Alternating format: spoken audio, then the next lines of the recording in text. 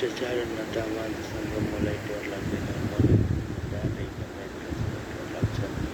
तानाशाहीका जेलसँग मलाई डर लाग्दैन। मलाई त प्रजातन्त्रको लुट र हत्यासँग डर लाग्छ। जुनसुकै शत्रुसँग लड्न मलाई डर लाग्दैन। मलाई त मित्रहरूसँग लड्न डर लाग्छ।